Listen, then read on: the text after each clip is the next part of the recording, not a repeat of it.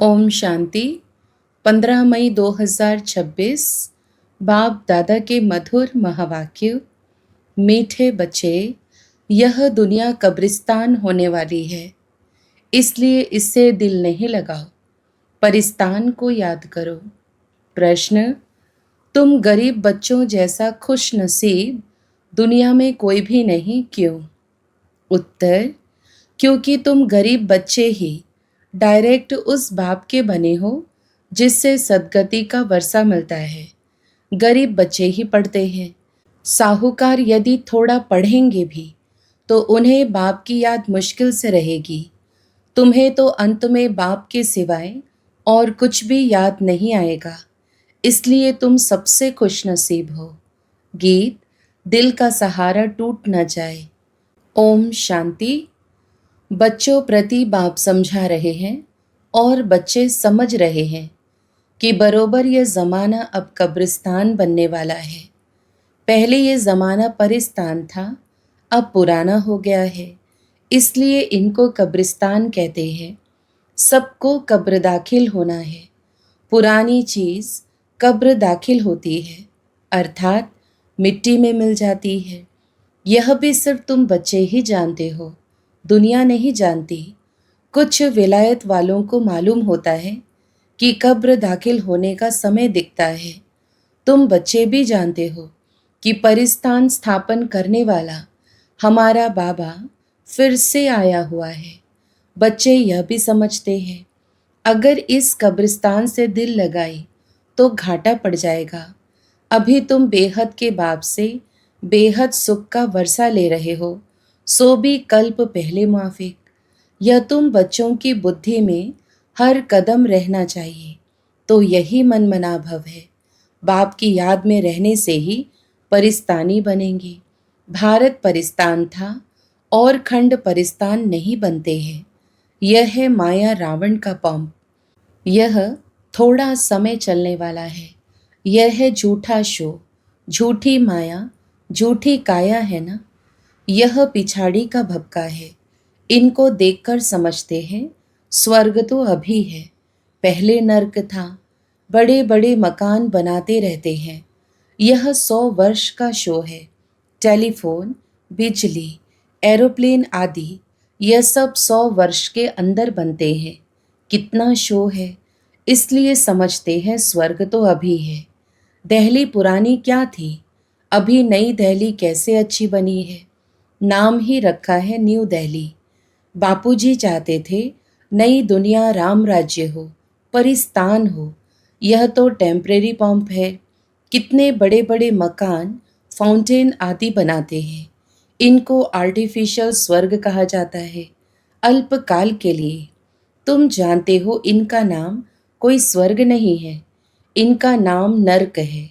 नर्क का भी एक शो है। यह है अल्पकाल का शो। यह अभी गया कि गया। अब बाप बच्चों को कहते हैं, एक तो शांति धाम को याद करो। सब मनुष्य मात्र शांति को ढूंढते रहते हैं, कहाँ से शांति मिलेगी। अब यह सवाल तो सारी दुनिया का है कि दुनिया में शांति कैसे हो। मनुष्यों को यह पता नहीं कि हम सब वास्तव में शांति धाम के रहने वाले हैं। हम आत्माएं शांति धाम में रहती है, फिर यहाँ आती है पार्ट बजाने। सो भी तुम बच्चों को मालूम है। अभी तुम पुरुषार्थ कर रहे हो सुख धाम जाने वाया शांति धाम। हर एक की बुद्धि में है हम आत्माएं अभी जाएंगी अपने घर शांति धाम। यहाँ तो शांति की बात हो नहीं सकती, यह है ही दुख धाम। सतयुग पावन दुनिया, कलयुग है पतित दुनिया। इन बातों की समझ अभी तुम बच्चों को आई है। दुनिया वाले तो कुछ भी नहीं जानते हैं। तुम्हारी बुद्धि में आया है बेहद का बाप हमको सृष्टि चक्र के आदि मध्य अंत का राज समझाते हैं। फिर कैसे धर्म स्थापक आकर धर्म स्थापन करते हैं। अब सृष्टि में कितने अथाह मनुष्य हैं। भारत में भी बहुत हैं। भारत जब स्वर्ग था तब बहुत साहूकार थे और कोई धर्म नहीं था। तुम बच्चों को रोज रिफ्रेश किया जाता है। बाप और वर्षे को याद करो। भक्ति मार्ग में भी यह चला आता है। हमेशा अंगुली दिखाते हैं कि परमात्मा को याद करो। परमात्मा अथवा अल्लाह वहाँ है, परंतु सिर्फ ऐसे ही याद करने से कुछ होता थोड़ी ही है। उनको यह भी पता नहीं है कि याद से क्या फ़ायदा होगा, उनके साथ हमारा क्या संबंध है, जानते ही नहीं। दुख के समय पुकारते हैं, हे राम। आत्मा याद करती है, परंतु उनको यह पता नहीं है कि सुख शांति किसको कहा जाता है। तुम्हारी बुद्धि में आता है कि हम सब एक बाप की संतान हैं, तो फिर दुख क्यों होना चाहिए। बेहद के बाप से सदा सुख का वर्षा मिलना चाहिए, यह भी चित्र में क्लियर है। भगवान है ही स्वर्ग की स्थापना करने वाला, हेवनली गॉड फादर। वह आते भी भारत में ही है, परंतु यह कोई समझते नहीं है। देवी देवता धर्म की स्थापना जरूर संगम पर ही होगी, सतयुग में कैसे होगी, परंतु यह बातें दूसरे धर्म वाले जानते नहीं। यह तो बाप ही नॉलेजफुल है, समझाते हैं।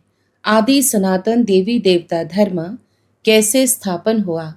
सतयुग की आयु लाखों वर्ष कहने से बहुत दूर कर देते हैं। तुम बच्चों को चित्रों पर ही समझाना है। भारत में इन लक्ष्मी नारायण का राज्य था। इन्होंने कैसे कब यह राज्य पाया यह नहीं जानते, सिर्फ कहते हैं यह सतयुग के मालिक थे। उनके आगे जाकर भीख मांगते हैं तो अल्प काल के लिए कुछ ना कुछ मिल जाता है। कोई दान पुण्य करते हैं, उनको भी अल्प काल के लिए फल मिल जाता है।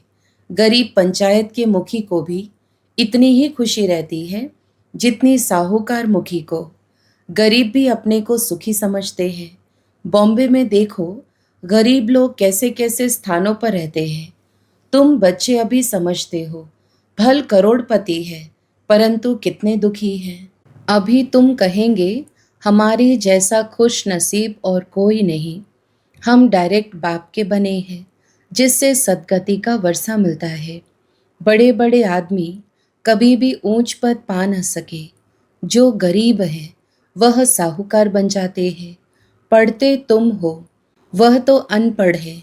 करके थोड़ा पढ़ेंगे भी तो भी बाप की याद में रह नहीं सकते। अंत में तुमको सिवाय बाप के और कुछ भी याद नहीं रहना है। जानते हो यह सब कब्रिस्तान होना है। बुद्धि में रहना चाहिए यह जो हम धंधा आदि करते हैं थोड़े समय के लिए है। धनवान लोग धर्मशालाएं आदि बनाते हैं, वह कोई धंधे के लिए नहीं बनाते हैं। जहाँ तीर्थ वहाँ धर्मशालाएं नहीं हो तो कहाँ रहे। इसलिए साहूकार लोग धर्मशालाएं बनाते हैं। ऐसे नहीं कि व्यापारी लोग आकर व्यापार करें। धर्मशाला तीर्थ स्थानों पर बनाई जाती है। अब तुम्हारा सेंटर बड़े ते बड़ा तीर्थ है। तुम्हारे सेंटर्स जहाँ जहाँ हैं वे बड़े से बड़े तीर्थ हैं, जहाँ से मनुष्य को सुख शांति मिलती है। तुम्हारी यह गीता पाठशाला बड़ी है, यह सोर्स ऑफ इनकम है। इससे तुम्हारी बहुत आमदनी होती है। तुम बच्चों के लिए यह भी धर्मशाला है, बड़े से बड़ा तीर्थ है। तुम बेहद के बाप से बेहद का वर्षा लेते हो। इस जैसा बड़े से बड़ा तीर्थ कोई होता नहीं। उन तीर्थों पर जाने से तो तुमको कुछ भी मिलता नहीं, यह भी तुम समझते हो। भक्त लोग बड़े प्रेम से मंदिर आदि में चरणामृत लेते हैं, समझते हैं उनसे हमारा हृदय पवित्र हो जाएगा, परंतु वह तो पानी है। यहाँ तो बाप कहते हैं मुझे याद करो तो वर्षा मिलेगा। अभी बेहद के बाप से तुमको अविनाशी ज्ञान रत्नों का खजाना मिलता है। अक्सर करके शंकर के पास जाते हैं, समझते हैं अमरनाथ ने पार्वती को कथा सुनाई, तब कहते हैं भर दे झोली। तुम अविनाशी ज्ञान रत्नों से झोली भरते हो, बाकी अमरनाथ कोई एक को थोड़ी बैठकर कथा सुनाएगा। जरूर बहुत होंगे और वह भी मृत्यु लोक में ही होंगे। सूक्ष्म वतन में तो कथा सुनाने की दरकार ही नहीं। अनेक तीर्थ बनाए हैं, साधु संत महात्मा आदि ढेर जाते हैं। समझते हैं हम पावन बनेंगे। वास्तव में कुंभ का मेला यह है। वह मेले तो जन्म जन्मांतर करते आए, परंतु बाप कहते हैं इससे वापस अपने घर कोई भी जा नहीं सकते, क्योंकि जब आत्मा पवित्र बने तब जा सके, परंतु अपवित्र होने के कारण सबके पंख टूटे हुए हैं। आत्मा को पंख मिले हैं योग में रहने से। आत्मा सबसे तीखी उड़ती है। कोई का हिसाब किताब लंदन में, अमेरिका में होगा तो झट उड़ेंगे, वहां सेकंड में पहुंच जाते हैं। लेकिन मुक्ति धाम में तो जब कर्मातीत हो तब जा सके, तब तक यहाँ ही जन्म मरण में आते हैं। जैसे ड्रामा टिक टिक हो चलता है, आत्मा भी ऐसे है, टिक हुई या गई। इन जैसी तीखी और कोई चीज होती नहीं। ढेर की ढेर सब आत्माएं मूल वतन में जाने वाली हैं। आत्मा को कहाँ का कहाँ पहुँचने में देरी नहीं लगती है। मनुष्य ये बातें समझते नहीं। तुम बच्चों की बुद्धि में आता है कि नई दुनिया में जरूर थोड़ी आत्माएं होंगी और वहां बहुत सुखी होंगी। वही आत्माएं अब 84 जन्म भोग बहुत दुखी हुई है। तुमको सारे चक्र का मालूम पड़ा है, तुम्हारी बुद्धि चलती है और कोई मनुष्य मात्र की बुद्धि नहीं चलती। प्रजापिता ब्रह्मा भी गाया हुआ है। कल्प पहले भी तुम ऐसे ही ब्रह्मा कुमार कुमारी बने थे। तुम जानते हो कि हम प्रजापिता ब्रह्मा के बच्चे हैं। हमारे द्वारा बाबा स्वर्ग की स्थापना कर रहे हैं। जब नंबरवार पुरुषार्थ अनुसार लायक बन जाएंगे तो फिर पुरानी दुनिया का विनाश होगा। त्रिमूर्ति भी यहाँ ही गाया हुआ है। त्रिमूर्ति का चित्र भी रखते हैं, उसमें शिव को दिखाते नहीं। कहा भी जाता है ब्रह्मा द्वारा स्थापना। कौन कराते हैं? शिव बाबा। विष्णु द्वारा पालना। तुम ब्राह्मण अभी लायक बन रहे हो देवता बनने के लिए। अभी तुम वह पार्ट बजा रहे हो, कल्प के बाद फिर बजाएंगे। तुम पवित्र बनते हो, कहते हो बाबा का फरमान है काम रूपी शत्रु को जीतो, मामेकम याद करो। बहुत सहज है। भक्ति मार्ग में तुम बच्चों ने बहुत दुख देखे हैं, करके थोड़ा सुख है तो भी अल्पकाल के लिए। भक्ति में साक्षात्कार होता है, सो भी अल्पकाल के लिए तुम्हारी आश पूरी होती है। यह साक्षात्कार होता है, वह भी मैं कराता हूँ। ड्रामा में नोंद है, जो पास्ट हुआ second by second drama shoot किया हुआ है। ऐसे नहीं कहते हैं अब शूट हुआ, नहीं, यह तो अनादि बना बनाया ड्रामा है। जितने भी एक्टर्स हैं सबका पार्ट अविनाशी है। मोक्ष को कोई नहीं पाते हैं। सन्यासी लोग कहते हैं हम लीन हो जाते हैं। बाप समझाते हैं तुम अविनाशी आत्मा हो। आत्मा बिंदी है। इतनी छोटी सी बिंदी में 84 जन्मों का पार्ट नोंधा हुआ है। यह चक्र चलता ही रहता है। जो पहले पहले पार्ट बजाने आते हैं वही 84 जन्म लेते हैं। सब तो ले ना सके। तुम्हारे सिवाय और कोई की बुद्धि में यह नॉलेज नहीं है। ज्ञान का सागर एक ही बाप है। तुम जानते हो हम बाप से वर्षा ले रहे हैं। बाप हमको पतित से पावन बनाते हैं, सुख और शांति का वर्षा देते हैं। सतयुग में दुख का नाम निशान नहीं होता। बाप कहते हैं आयुष्मान भव, धनवान भव।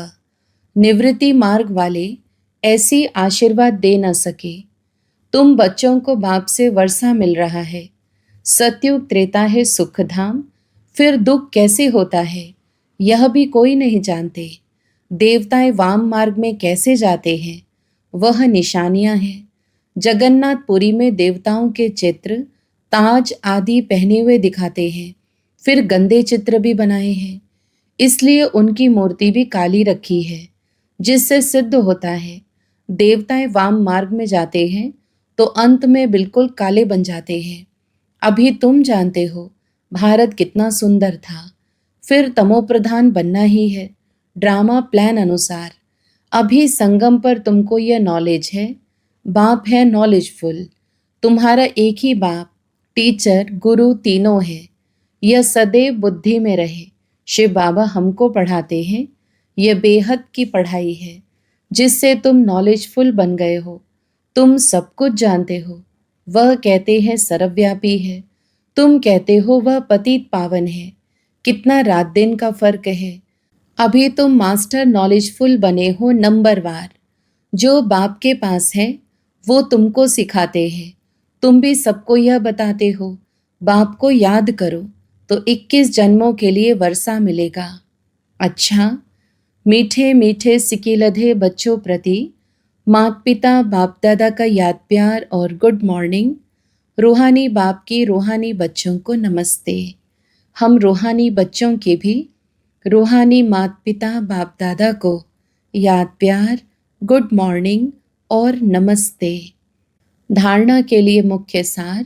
पहला, स्वयं रिफ्रेश रहकर औरों को रिफ्रेश करने के लिए बाप और वर्षे की याद में रहना है और सबको याद दिलाना है। दूसरा, इस पुरानी दुनिया से, इस कब्रिस्तान से दिल नहीं लगानी है। शांति धाम, सुख धाम को याद करना है। स्वयं को देवता बनने के लायक बनाना है। वरदान, ईश्वरीय अथॉरिटी द्वारा संकल्प व बुद्धि को ऑर्डर प्रमाण चलाने वाले मास्टर सर्वशक्तिवान भव। विस्तार, जैसे स्थूल हाथ पांव को बिल्कुल सहज रीति जहाँ चाहो वहाँ चलाते हो, वह कर्म में लगाते हो, वैसे संकल्प व बुद्धि को जहाँ लगाने चाहो वहाँ लगा सको। इसे ही कहते हैं ईश्वरीय अथॉरिटी। जैसे वाणी में आना सहज है, वैसे वाणी से परे जाना भी इतना ही सहज हो। इसी अभ्यास से साक्षात्कार मूर्त बनेंगे। तो अब इस अभ्यास को सहज और निरंतर बनाओ, तब कहेंगे मास्टर सर्वशक्तिवान।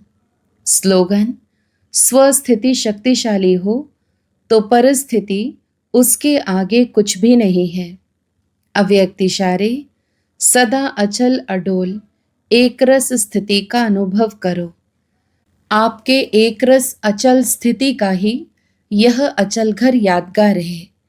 जैसे बाप दादा एक रस रहते हैं, वैसे बच्चों को भी एक रस रहना है। जब एक के ही रस में रहेंगे तो एक रस अवस्था में रहेंगे। क्यों शब्द की निशानी क्वेश्चन मार्क सभी से टेढ़ा होता है। जब क्यों क्या शब्द निकल जाएगा, तब ड्रामा की भावी पर एक रस स्थैर्यम रह सकेंगे। अच्छा, ओम शांति।